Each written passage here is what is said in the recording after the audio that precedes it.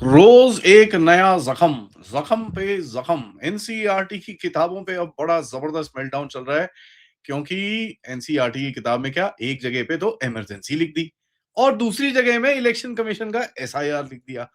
भैया ओ हो, रोना धोना ऐसा कभी मैंने देखा नहीं। चलिए बात करते हैं। नमस्कार, जय हिंद, जय Bharat and welcome to deaf talks. This is Aadi Achint. देखिए साहब, ऐसा है, बोलते हैं ना, जब सिस्टम सिस्टम धीरे धीरे बदलता है, सिस्टम ऐसा बदलता है तो फिर सिस्टम में क्या होता है? ठीक है जी, चीजें चेंज होती हैं। चीजें चेंज होती हैं तो फिर होता क्या है कि भैया कहीं ना कहीं कुछ लोग जिनके हाथ में काफी पावर थी वो रोना शुरू हो जाते हैं। जिनके हाथ में काफी कंट्रोल था वो रोना शुरू हो जाते हैं, क्योंकि इनके हाथ में से वो जो पावर कंट्रोल जो था वो धीरे धीरे जा रहा है। अब देखिए, हुआ ऐसा है कि एनसीईआरटी की क्लास 9 की किताब के अंदर understanding society India and beyond part 1 के अंदर एक डेडिकेटेड सेक्शन लिखा गया है। डेडिकेटेड सेक्शन किसमें लिखा गया है? 1975 से 1977 तक जो इमरजेंसी थी, उसका एक डेडिकेटेड सेक्शन है। ठीक है जी। दूसरा, इसी कोर्स के अंदर आपको स्पेशल इंटेंसिव रिवीजन जो है इलेक्शन कमीशन की तरफ से जो किया जा रहा है, जिसके अंदर इलेक्टर रोल्स के बारे में बताया है, इलेक्शन के बारे में बताया है, ये सब चीजें पूरा वहां पर लिखा है। अब जो एसआईआर के बारे में लिखा है ये बड़ा इंटरेस्टिंग है। अगर आप उसको पढ़ें तो वहां लिखा है, कहते हैं भैया एलिजिबल वोटर्स को ही अंदर रखना है लिस्ट के, और जो इनएलिजिबल वोटर्स हैं, जो मतलब इधर-उधर से घुस के आए हैं, घुसपैठी हैं, उनको लिस्ट में से बाहर रखना है। तो ये कोई टेक्स्ट बुक अपडेट नहीं है साहब, ये अब एक नैरेटिव बैटल शुरू हो रखा है। देखिए चक्कर ये है, जिन लोगों ने इमरजेंसी लगाई थी, वो कुछ बोलने की कोशिश कर रहे थे कि साहब इमरजेंसी तो कॉन्स्टिट्यूशनल प्रोविजन है, कॉन्स्टिट्यूशन के अंदर लिखा हुआ है कि आप इमरजेंसी लगा सकते हैं। बात बड़ी सही है साहब, लेकिन उसके अंदर कोई डाउट नहीं है, आज भी वो है 352 और व्हाटएवर इट इज, वो जो भी है वो आर्टिकल, आप इमरजेंसी लगा सकते हैं। देश में कुछ आपदा है, आप उसके हिसाब पे इमरजेंसी लगाइए, कोई प्रॉब्लम नहीं है। लेकिन अगर आप इतिहास में जाएं, अगर आप वहां पर देखें कि किस तरह से वो इमरजेंसी को यूज कर करके क्या-क्या किया गया था। जहां पर नसबंदियां हुई, पॉलिटिशियंस को जेल में 2-2 साल तक डाला गया, कितने लोगों के ऊपर क्या-क्या इल्जाम लगे और पीछे से संविधान भी बदला गया। अगर ये छोटे-छोटे बच्चों को पता चल गया, तो फिर कहां जाएंगे?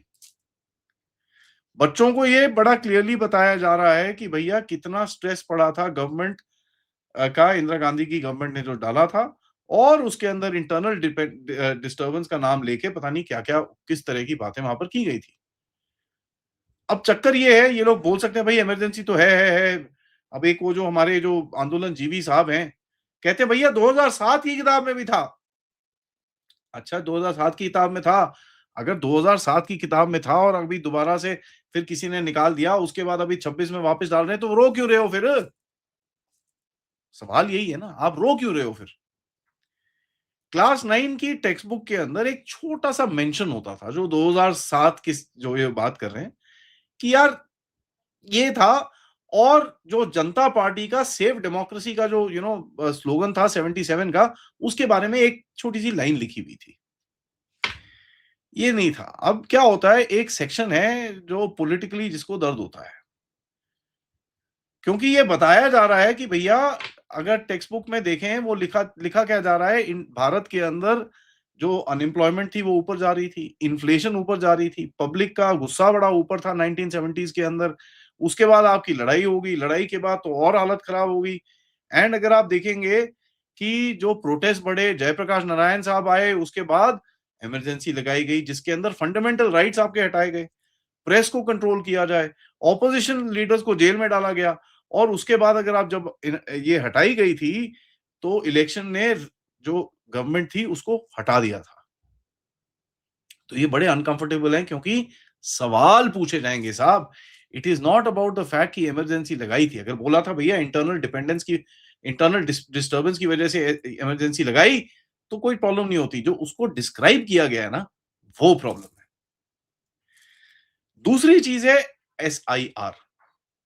अब हम सबको पता है, कल भी अगर आपने संजय जी के साथ मेरा शो देखा होगा, हमने बड़ी क्लियरली बात करी कि साहब यहाँ पर बंगाल से कोई एक ऐसा इकोसिस्टम चल रहा था जिसके बारे में पता हम सबको है लेकिन पूरी चीज़ हमको पता नहीं है हो क्या रहा है।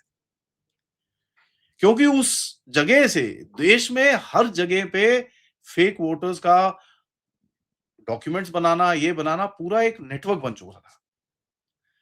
ये नेटवर्क तोड़ना बहुत ज़रूरी था क्योंकि ये लोग अब वोटर बन चुके थे और जिसमें आप में से और हमारे जैसे लोगों का इक्वल राइट वो लेके बैठे हुए थे। अब एसआईआर जो है स्पेशल इंटेंसिव रिविजन जो लॉन्च किया गया था, वो इसी को साइड करने के लिए किया गया था। ये एक दुखती नब्ज़ है क्योंकि ये लोग क्या बोलते हैं, बीजेपी भाई पूरा इलेक्शन चोरी कर रही है।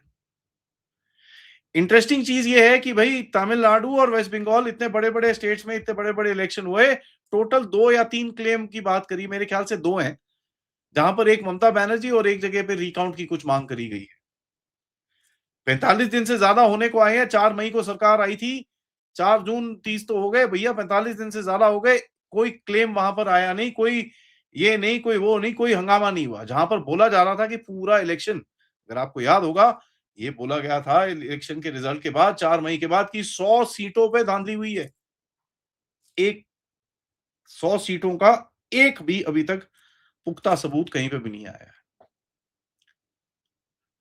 तो अगर आप इसको देखें कि पूरा एक एक जो बेसिक इलेक्शन एडमिनिस्ट्रेशन को बच्चों को समझाया जा रहा है कि साहब ये बड़ा इंपॉर्टेंट चीज़ है। पॉलिटिकली बिहार के बाद इन लोगों ने कितनी कोशिश करी अगर आप देखें। बिहार में कोई 60-70 लाख लोग कटे, ठीक है जी। बंगाल में 90 लाख कटे, तमिलनाडु में कोई 1 करोड़ लोग कटे, यूपी में कोई सवा 2 करोड़ लोग कटे, राजस्थान, गुजरात के अंदर कोई 42-45 लाख लोग कटे, केरला के अंदर कोई 42-45 लाख लोग कटे। तो ये बच्चों को बताया जा रहा है कि साहब ये रिमूवल है, एक प्रोसेस होता है। इसके अंदर जो लोगों की डेथ हो गई है, डुप्लीकेट नाम है, जो शिफ्ट हो गए हैं, उनको हटाया जाता है। So it's a administrative exercise जो उनको बताया जा रहा है। अब चक्कर ये है, असली बैटल कहां पर है कि भाई who gets to define what is democracy. ठीक है जी। इमरजेंसी में बोला जा रहा है कि democracy can be damaged from the top, मतलब ऊपरी स्तर से डेमोक्रेसी को डैमेज कर सकते हैं। दूसरा चीज ये बोला जा रहा है कि भैया अगर आपके इलेक्शन रोल ठीक नहीं है, आपकी जो डेमोक्रेसी है वो उसके ऊपर निर्धारित है, क्योंकि फेक वोटिंग से आपकी डेमोक्रेसी आपके हाथ से ली जा सकती है।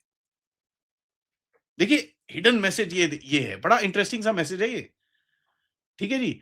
ये बड़ा इंटरेस्टिंग सा मैसेज है और ये कॉम्बिनेशन अगर आप देखें, ये पॉलिटिकली बहुत पावरफुल है। क्योंकि बोला ये बड़ा जा रहा है कि साहब देखिए ये जो चीज़ है, ये बहुत आपकी डेमोक्रेसी का कंट्रोल आपके हाथ में होना चाहिए। टेक्स्ट बुक्स के अंदर डेमोक्रेसी जब बच्चों को सिखा रहे हैं, वो 5 साल के बीच में वोटिंग नहीं है।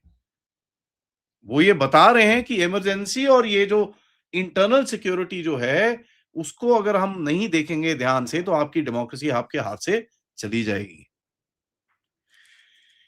ये लेडीज़ एंड जेंटलमैन 2 बड़े पॉलिटिकल फॉल्ट लाइन्स हैं, ऑपोज़िशन और बाकी सब पार्टीज़ की। अब उसको अगर आप उस पे उँगली रखोगे, तो ऑब्वियसली दर्द तो होगा। मेल्टडाउन इस वजह से नहीं है कि एनसीईआरटी ने किसी पॉलिटिक्स के बारे में लिखा, एनसीईआरटी ने एक याददाश्त जायज़ करी है। मेल्टडाउन वो है साहब। तो इसको हमको उस तरह से समझना है कि मेल्टडाउन अगर लगे कि नहीं, नहीं ये तो पॉलिटिक्स नहीं है साहब, एक याद दिला रहे हैं। और अगर बचपने के लेवल में याद दिलाएँगे, उसके बाद उसको आगे, आगे, आगे और चलता जाएगा, वो घर में सवाल पूछेंगे, ये होगा और इतना अगर जब आप मेल्टडाउन करते हो, तो फिर न्यूज़ में बात होती है, हमारे जैसे पॉडकास्टर्स बात करते हैं, हर कोई बात करता है उसके बारे में। तो फिर तो पता ही चल जाता है लोगों को। तो अच्छी बात है, जहाँ पर अच्छी बात होती है, उसमें आपको एप्रिशिएट करना होगा। ऐसी-ऐसी चीज़ों को डालना बहुत ज़रूरी है। Thank you so much for watching. Video को लाइक करिए, सब्सक्राइब करिए and share this with your friends and families और आप इस चैनल की तरफ सपोर्ट या कंट्रीब्यूट कर सकते हैं, क्यूआर कोड या पेपैल या सुपर स्टिकर, सुपर चैट से। हमारी वेबसाइट को देखना बिल्कुल मत भूलिए www.thedevtalks.com। वहाँ पर जाके आप एक एप्लीकेशन आप सॉरी आपके मोबाइल फ़ोन के लिए एक एप्लीकेशन डाउनलोड कर सकते हैं। अगर आपको उसमें कुछ प्रॉब्लम हो, मेरी ईमेल आईडी पे लिखिए और मैं आपको सपोर्ट करने के लिए तैयार हूँ। नमस्कार, जय हिंद, जय भारत।